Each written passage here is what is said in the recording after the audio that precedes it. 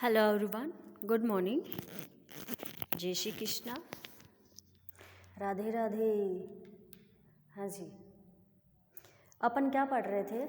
आ जाते हैं अपने टॉपिक पे। कल क्या पढ़ रहे थे अपन? ग्रेविटी एक्सेलरेशन की डायरेक्शन की बात की थी लास्ट में, है ना? किसकी बात की थी? ग्रेविटी एक्सेलरेशन के डायरेक्शन की बात की थी। आज अपन बात करते हैं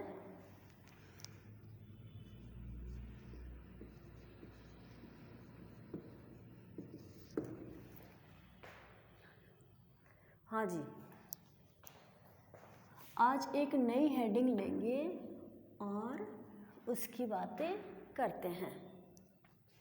अपनी नेक्स्ट हेडिंग होगी क्षैतिज तल पर गति करते हुए पिंड पर कोरियोलिस बल का प्रभाव। क्या है?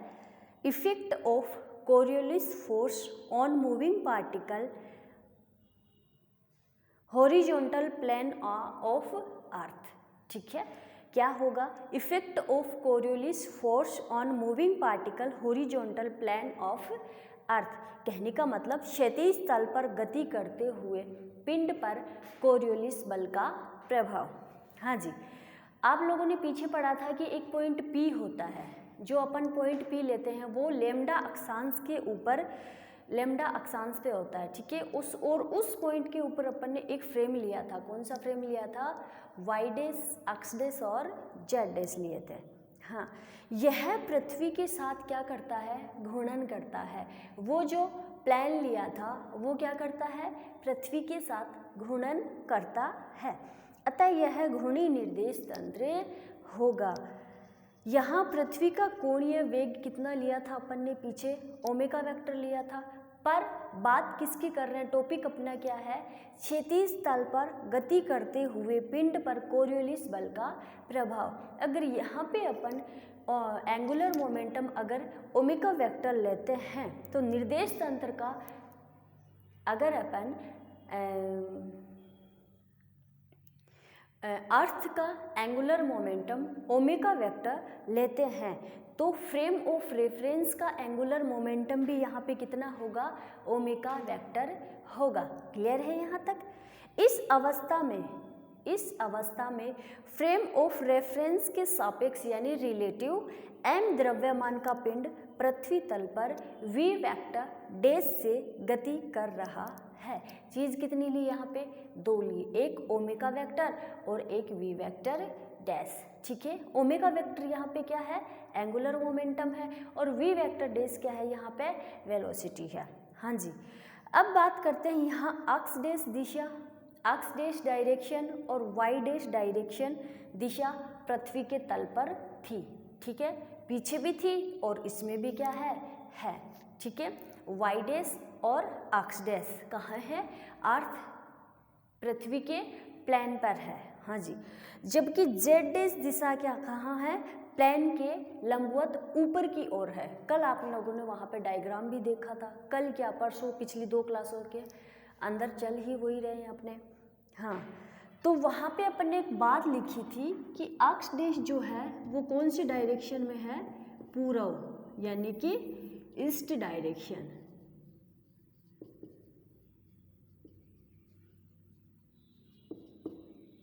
हाँ जी, और वाई डैश कौन सा डायरेक्शन में था? वहाँ पे नॉर्थ डायरेक्शन। वाई डैश कहाँ था? वहाँ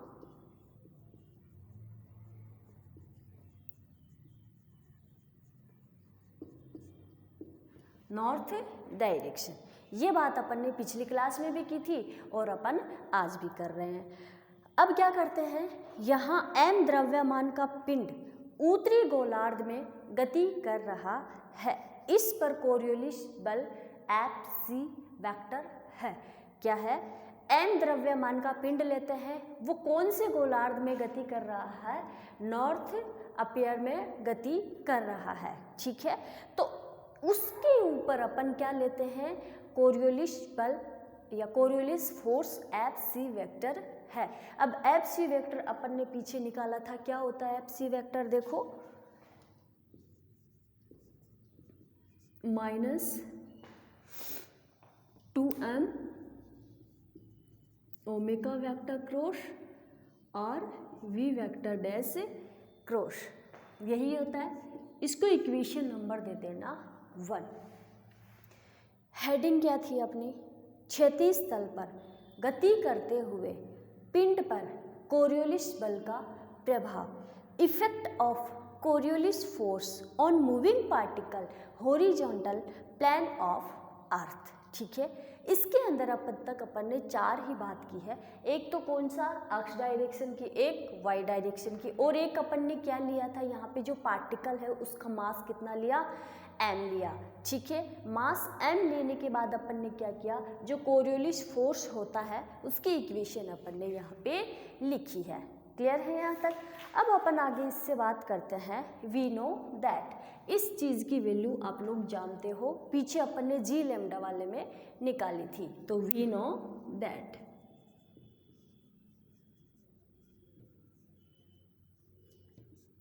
ओमेगा वेक्टर की वैल्यू कितनी होती है? देखो आप लोग पीछे निकाल चुके हो, जो अपन ने वो घटक निकाले थे वहाँ पे। तो ओमेगा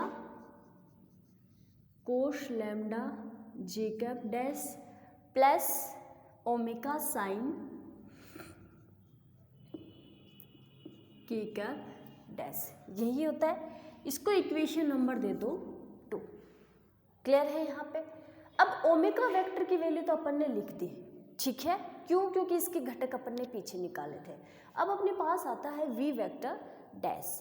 अब वी वेक्टर डैश अपन ने प्लान कौन कौन से लिए थे? एक्स डैश और वाई डैश लिए थे। जेड तो उसके परपेंडिकुलर हो गया, लंबवत हो गया, इसलिए अपन यहाँ पे नहीं लिखेंगे। तो क्या वी वेक्टर डैश को अपन ऐसे लिख सकते हैं?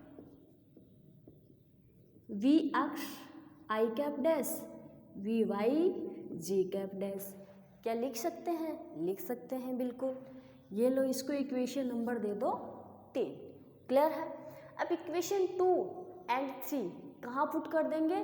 इक्वेशन 1 में। एक चीज़ और बताओ, अगर मेरे पास मान लो ए वेक्टर बी वेक्टर है, तो क्या अपन इसको डिटर्मिनेंट के रूप में लिख सकते हैं? इसकी जो भी वैल्यू आएगी उसको लिख सकते हैं ना? तो ये भी क्या है यहाँ पे? वेक्टर है। तो इसको अपन क्या कर देंगे? डिटर्मिनेंट के रूप में लिखते हैं। क्या करेंगे? डिटर्मिनेंट के रूप में लिखेंगे। अब देखो, समीकरण 1 में इक्वेशन 1 में पुट इक्वेशन 2 एंड 3। ठीक है, इक्वेशन 1 के अंदर 2 एंड 3 क्या कर देंगे? पुट कर देंगे। फिर देखते हैं अपने पास क्या आता है। कहाँ क्या है यहाँ पे? एफ सी वेक्टर इक्वल माइनस 2m को बाहर निकाल लो। क्या अपन इसको डिटर्मिनेंट के रूप में लिख दें? क्यों नहीं लिख सकते? वेक्टर के रूप में है दोनों, तो इसको अपन क्या करेंगे? डिटर्मिनेंट के रूप में लिख देते हैं। आई कैप डैश जे कैप डैश और के कैप डैश। हाँ जी, अब देखो ओमेगा वेक्टर आई कैप डैश कहने का मतलब एक्स डैश, तो इक्वेशन 2 के अंदर आई कैप डैश की कोई वैल्यू नहीं है। ये किसकी है? जे कैप की, और ये किसकी है? के कैप की। कहने का मतलब आई कैप डैश की इक्वेशन 2 के अंदर कोई भी वैल्यू नहीं है, तो उसको आप क्या कर दोगे? 0। जे कैप डैश की है? हाँ भाई है, तो इसको क्या लिख दो? कोस ओमेगा कोस लैम्डा। यहाँ पे क्या है? के कैप डैश। के कैप डैश की वैल्यू भी यहाँ पे दे रखी है अपने को, क्या है? Omega sine lambda. ये लो जी। अब बात करते हैं इस वी वेक्टर वाले की। अब देखो आई कैप डैश, इक्वेशन 3 के अंदर आई कैप डैश की वैल्यू अपने पास है, उसको क्या लिख दो? V x. ये लो, हाँ जी, डैश में है ये, v x dash we Y dash dash में आएगी। अच्छा जी, यहाँ पे जे कैप डैश इक्वेशन 3 के अंदर जे कैप डैश की वैल्यू क्या दे रखी है? वी वाई डैश लिख दो। इक्वेशन 3 के अंदर के कैप डैश की कोई भी वैल्यू नहीं है, तो वहाँ पे आप लोग क्या पुट कर दोगे? 0। ठीक है, अगर वैल्यू ही नहीं है तो उसको आप क्या लिखोगे? 0। क्लियर है यहाँ तक? आ जाओ जी, अब इसको अपन कर लेते हैं सॉल्व। -2m आई कैप डैश छोड़ दो, ये यहाँ से मल्टीप्लाई और ये यहाँ से मल्टीप्लाई, तो क्या आ जाएगा? आई कैप डैश की बात करते हैं। आई कैप डैश की बात करेंगे तो देखो इसको इससे मल्टीप्लाई किया तो क्या आ गया 0 माइनस इसको इससे मल्टीप्लाई कर दो क्या आ जाएगा omega sine lambda v Y dash, या फिर ऐसे लिख दो omega we Y dash sine lambda. Clear है आई कैप क्लियर। अब अपन बात करते हैं जे कैप डैश की, ठीक है, माइनस जे कैप डैश। इसको छोड़ दो, इसको इससे मल्टीप्लाई करो और इसको इससे मल्टीप्लाई करो, तो इसको इससे मल्टीप्लाई करोगे तो क्या आ जाएगा 0 और इसको इससे मल्टीप्लाई करोगे तो क्या आ जाएगा minus omega we x dash sine lambda. J cap भी क्लियर। अब अपन बात करते हैं के कैप डैश की। ये के कैप डैश है, इसको इससे मल्टीप्लाई करोगे 0, इसको इससे मल्टीप्लाई करोगे तो जो आएगा उसको अपन लिख देते हैं 0 minus omega we x dash और कॉस लैम्डा। ये लो जी, क्लियर है यहाँ तक सबको, कुछ नहीं किया है, बस इसको सोल्व किया है, ठीक है। सबसे पहले अपन ने इसके अंदर क्या किया, कोरोलियस फोर्स का जो फॉर्मूला होता है उसको अपन ने लिखा, ठीक है। अब वहाँ पे ओमेगा वेक्टर की वैल्यू भी आप जानते हो और वी वेक्टर डैश की वैल्यू भी आप जानते हो, दोनों को पुट कर दो। ऊपर पर पुट करोगे कैसे, डिटर्मिनेंट के रूप में, और फिर उसको कैसे करोगे, ऐसे सोल्व कर लेते हैं। चलो अब अपन इसको सोल्व करते हैं तो अपने पास इक्वेशन क्या आएगी, देखो F C vector minus 2m, इस आई कैप को इससे मल्टीप्लाई कर दो तो क्या आ जाएगा I cap dash omega we Y dash sine lambda आ गया। अब इसको जे कैप डैश को इससे मल्टीप्लाई कर दो तो क्या हो जाएगा minus ji cap dash omega we x dash sine lambda, ठीक है। अब इसको इससे मल्टीप्लाई कर दो तो क्या आ जाएगा प्लस के cap dash omega we x dash और कोस लैम्डा, ठीक है।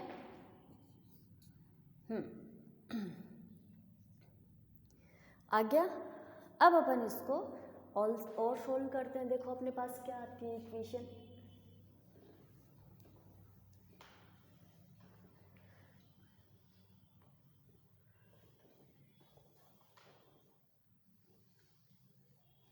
ये जो टॉपिक है ये आपका बहुत इम्पोर्टेंट टॉपिक है, इसको आप वेरी वेरी वेरी इम्पोर्टेंट लगा के भी कर सकते हो, ओके। अब अपन ने यहाँ पे क्या लिखा उसको एक बार ऊपर लिख लो आप लोग, एफ सी वेक्टर माइनस 2m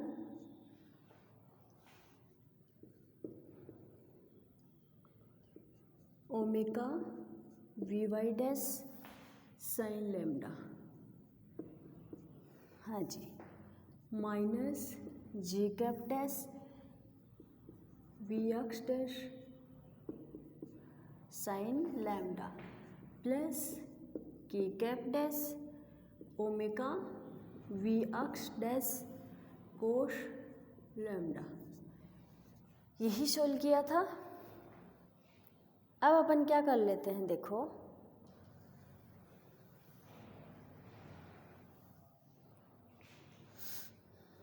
हाँ जी, इस वाली टर्म में और इस वाली टर्म में क्या कॉमन है, इस वाली टर्म में और इस वाले टर्म में क्या कॉमन है, ओमेगा सॉरी साइन लैम्डा और क्या है, हाँ जी ओमेगा साइन लैम्डा, यही कॉमन है। तो ओमेगा साइन लैम्डा को बाहर निकालो, फिर अपने पास क्या बचेगा अंदर, आई cap dash we Y dash minus ji cap dash we x dash. तो चलो एफ सी vector minus 2m omega sine lambda अपन ने क्या किया बाहर निकाल लिया, तो अंदर क्या बचा अपने पास I cap dash we Y dash minus ji cap dash we x dash. यही बचा, और इसको साथ साथ चलने दो। क्या किया, इसको इससे मल्टीप्लाई करके लिखा है अपन ने, ठीक है। क्या किया, इसको अपन ने इससे मल्टीप्लाई करके लिख दिया, तो इसको इससे मल्टीप्लाई करेंगे तो क्या आ जाएगा, 2m K cap dash omega we x dash cos lambda. आ गया, हाँ जी। इसको आप लोग इक्वेशन दे दो 4, ठीक है। अब समीकरण 4 का प्रथम भाग क्षैतिज कोरियोलिस पर, ये जो इक्वेशन 4 का जो फर्स्ट पार्ट है, ये हॉरिजॉन्टल कोरियोलिस फोर्स को डिनोट करता है। क्या है, इक्वेशन 4 का जो फर्स्ट पार्ट है वो हॉरिजॉन्टल कोरियोलिस फोर्स को क्या करता है, डिनोट करता है। तो क्या अपन इसको ऐसे लिख दें, FCH। सी का मतलब कोरियोलिस फोर्स, H का मतलब हॉरिजॉन्टल। तो चलो इसके फर्स्ट वाले पार्ट को लिख दो, क्या आ जाएगा, 2m omega sine lambda i cap dash we Y dash minus J cap dash we x dash. Clear है, इसको इक्वेशन दे दो आप 5। हाँ जी। अब इक्वेशन 4 का सेकंड पार्ट जो है वो किसको डिनोट करता है, वर्टिकल कोरियोलिस फोर्स को क्या करता है, डिनोट करता है। कौन सा पार्ट, इक्वेशन 4 का सेकंड पार्ट किसको रिप्रेजेंट करता है, किसको डिनोट करता है, वर्टिकल कोरियोलिस फोर्स को। तो वर्टिकल कोरियोलिस फोर्स को करता है, तो उसको कैसे लिख दोगे, ये लो कोरियोलिस और वर्टिकल, ठीक है। इसको लिख दो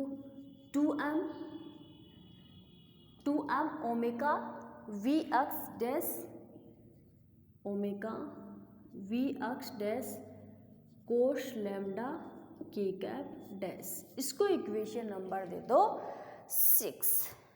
क्लियर है भाई। यहाँ पे अपन ने यहाँ पे 2 फोर्स की बात की, एक तो कौन सा था अपना हॉरिजॉन्टल, और एक कौन सा था वर्टिकल, ठीक है। हाँ जी। इसके आगे अब अपन बात करते हैं, कहने का मतलब क्या है, अगर क्षैतिज तल पर गति करते हुए पिंड पर कितने फोर्स कार्य करेंगे, कोरियोलिस फोर्स, कितने कोरियोलिस फोर्स कार्य करेंगे, कितने घटक पे कार्य करेंगे, 2 पे।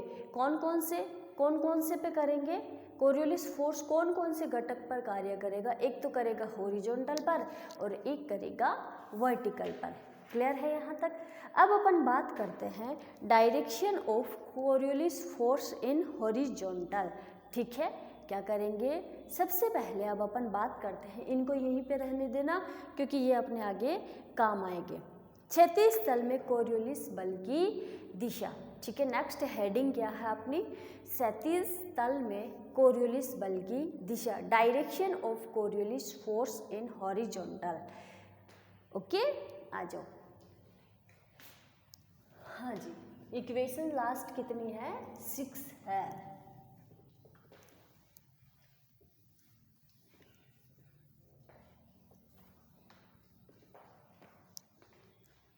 Direction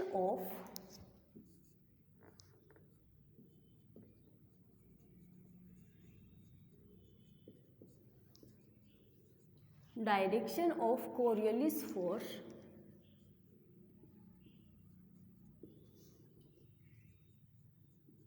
in horizontal.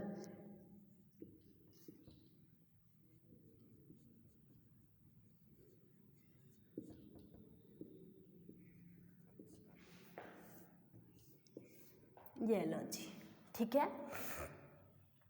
We know that क्षैतिज तल में कोरियोलिस फोर्स अपन ने क्या निकाला था पीछे, इक्वेशन 5 लिख दो, FCH इक्वल कितना था ये, 2m omega sine lambda i cap dash we Y dash minus J cap dash we x dash. ठीक है, हाँ जी। अब क्या करेंगे, इसको इक्वेशन देता हूँ 1। माना कोई पार्टिकल एक्स डायरेक्शन में गतिशील है। ठीक है, क्या है, कोई पिंड एक्स डायरेक्शन में गतिशील है। तो देखो यहाँ पे अपने पास क्या है, एक तो वी वाई और एक क्या है, वी एक्स है। अगर मैं ये बोलूँ कि मान लो ये कोई पिंड अक्ष, जो कोई भी पिंड हो, कोई भी पार्टिकल है, वो अक्ष डायरेक्शन में गतिशील है। ठीक है, पर वाई डायरेक्शन में गतिशील नहीं है, ओनली किस डायरेक्शन में गतिशील है, अक्ष में। तो वी अक्ष नॉट इक्वल 0 पर वी वाई इक्वल 0 होगा। कौन सी कंडीशन में, अक्ष डायरेक्शन, कोई पार्टिकल अक्ष डायरेक्शन में गतिशील है तब। ठीक है, चलो जी। माना पिंड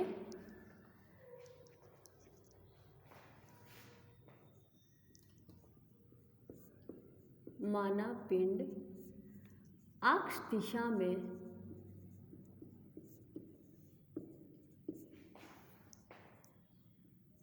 गतिशील है।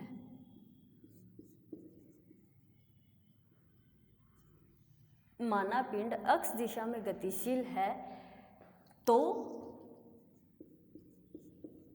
वी अक्ष डैश नॉट इक्वल 0 और वी वाई डैश इक्वल 0 होगा। ये लो जी। अब ये वैल्यू दोनों यहाँ पे पुट कर दो तो अपने पास क्या आ जाएगा, देखो, पुट दिस वैल्यू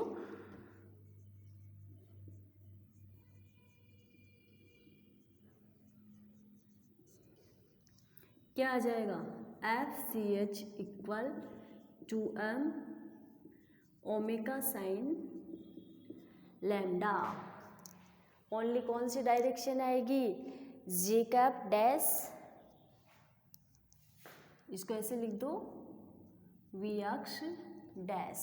ठीक है, और अब आप लोगों को पता है ये जो कोरियोलिस फोर्स है ये कहाँ लग रहा, या फिर सॉरी ऐसे लिखो इसको, देखो, हाँ जी, 0 minus J cap dash we x dash. ठीक है, तो क्या अपन इसको ऐसे लिख दें, 2m omega sine lambda, v x dash को इधर ले आओ, ये माइनस जे कैप डैश यहाँ यूँ का यूँ लिख दो। चलो जी, ये क्या आया अपना कोरियोलिस फोर्स की डायरेक्शन। क्लियर है यहाँ तक। अब एक चीज़ देखते हैं, ये क्या है, नॉर्थ टू साउथ और ईस्ट टू वेस्ट। ये क्या कर रहे हैं, कोई, ये पृथ्वी है, या यूँ मानो कोई भी है, नॉर्थ से चलकर कहाँ जा रहा है, साउथ पे, और ईस्ट से चल के कहाँ जा रहा है, वेस्ट पे। ये लो, इसको बोल दो ईस्ट, वेस्ट और नॉर्थ और साउथ। ईस्ट को क्या मानोगे आप यहाँ पे, या छोड़ो, नाम छोड़ो रे यार आप लोग, तो इसको बोल दो आप एक्स डायरेक्शन और इसको बोल दो वाई डायरेक्शन। अब ये इसके ऑपोजिट में हो गया तो इसको आप क्या बोलोगे, माइनस वाई, और ये इसके ऑपोजिट में हो गया तो इसको क्या बोलोगे, माइनस एक्स बोलोगे। ठीक है, तो इसकी जो एक यूनिट वेक्टर है वो क्या आएगी, आई कैप डैश, और इसका यूनिट वेक्टर क्या आएगा, जे कैप डैश। अब ये माइनस का है तो इसकी यूनिट वेक्टर भी किसकी आएगी, माइनस की आएगी, और इसकी भी यूनिट वेक्टर किस में आएगी, माइनस में आएगी। ठीक है जी। अब मैं आपसे एक बात करते हैं अपन, देखो, मान लो इस अवस्था में कोरियोलिस बल दक्षिण दिशा में अर्थात गति की दाईं दिशा में कार्य करेगा। अब अपन बात करते हैं कि मान लो कोई व्यक्ति यहाँ से चलकर नॉर्थ से चलकर साउथ की ओर आ रहा है। ठीक है, नॉर्थ से चलकर कहाँ आ रहा है, साउथ की ओर, या फिर जा रहा है। ठीक है।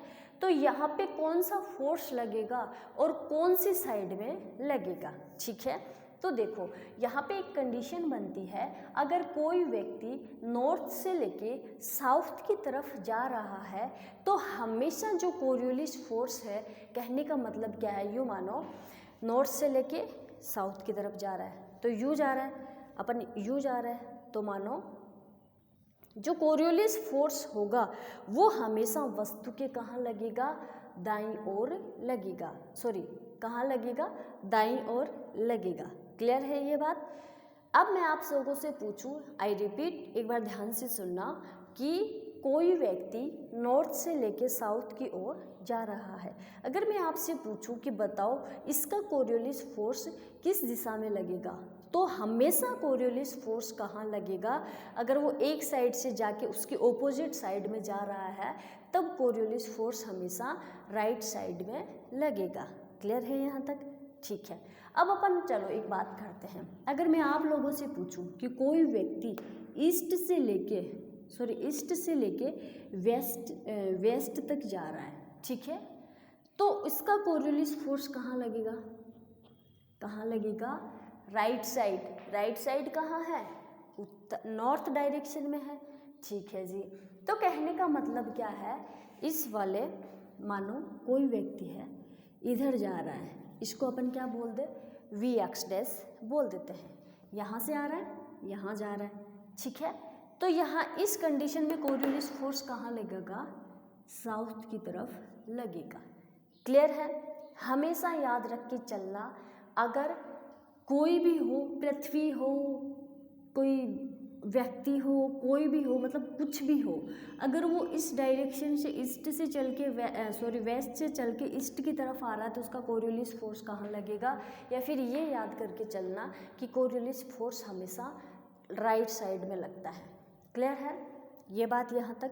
तो अपन क्या बोल देंगे, अतः इस अवस्था में कोरियोलिस फोर्स जो है वो नॉर्थ डायरेक्शन में लगेगा, अर्थात गति की दाईं दिशा में कार्य करेगा। माना पिंड जो है, अब चलो अपन बात करते हैं, कोई पार्टिकल ले लेते हैं, माना कोई पिंड नॉर्थ से साउथ की ओर गति कर रहा है और यहाँ वी एक्स डैश कितना हो जाएगा, 0, वी एक्स डैश 0, तो वी वाई डैश क्या हो जाएगा। देखो अब अपन ने बात की, मानो यहाँ से कोई पिंड गति कर रहा है, ठीक है, कहाँ, नॉर्थ से साउथ की ओर, ठीक है। तो आप लोगों को पता है नॉर्थ में भी वाई डायरेक्शन है और साउथ में भी वाई डायरेक्शन है, वो एक अलग बात है कि नॉर्थ में पॉजिटिव है और साउथ में क्या है, नेगेटिव है। तो कोई पिंड नॉर्थ से साउथ की तरफ गति कर रहा है, ठीक है, तो यहाँ पे इस वी एक्स का मान क्या हो जाएगा, 0 ही होगा, वी एक्स का मान 0 ही होगा। क्यों, क्योंकि ये इस डायरेक्शन में तो गति ही नहीं कर रहा है, वो पिंड गति कहाँ से कहाँ तक कर रहा है, नॉर्थ से लेके साउथ की तरफ कर रहा है। तो यहाँ पे वी एक्स जो वी वाई डैश है वो क्या होगा, नॉट इक्वल 0। क्यों, क्योंकि नॉर्थ से लेके साउथ की तरफ आ रहा है, यानी कि वाई से लेके माइनस वाई की तरफ आ रहा है।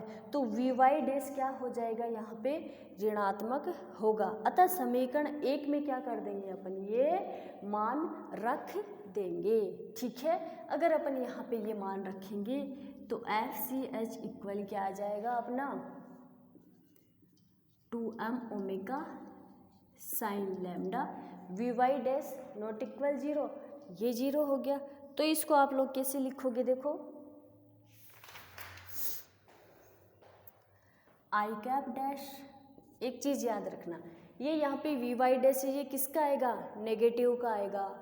क्या आएगा, नेगेटिव। क्यों, ऊपर से लेके नीचे की तरफ जा रहा है, नीचे कौन सी डायरेक्शन है, माइनस की है, तो यहाँ पे क्या आ जाएगा, minus v Y dash. Clear है, तो क्या आ जाएगा, f c h 2m omega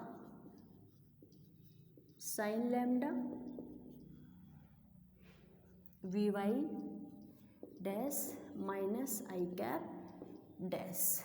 clear है, हाँ जी, ये लो। कहने का मतलब क्या है, ये डायरेक्शन तो अभी अपन ने कोरियोलिस फोर्स कहाँ से निकाला है, नॉर्थ से लेके साउथ की तरफ निकाला है।